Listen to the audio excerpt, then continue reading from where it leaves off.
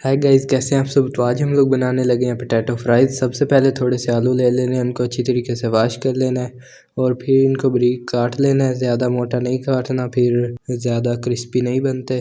अभी मैंने आलू काट लिए हैं। अभी थोड़ा सा बर्तन में पानी लेना है और इनको थोड़ी देर के लिए बॉयल होने के लिए रख देना है लो फ्लेम पर, और नमक भी डाल देना है।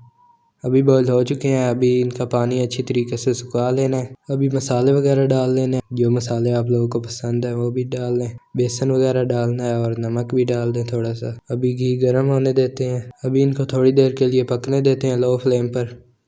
जब थोड़े से पक जाएं फिर इनको निकाल लेना है।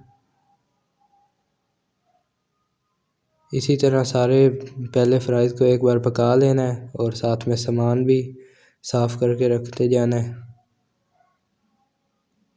अभी सारी फ्राइज़ पक गई हैं। अभी हाई फ्लेम कर देंगे और इनको फिर एक बार फिर डालेंगे, फिर अच्छी तरीके से क्रिस्पी बन जाएंगे।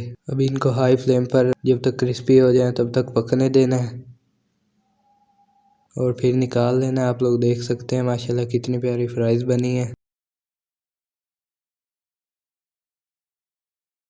तो आज के व्लॉग इधर ही ख़त्म करते हैं। आप लोगों को कैसा लगा कमेंट में लाजमी बताइएगा। मिलते हैं अगली वीडियो में। अल्लाह हाफिज़।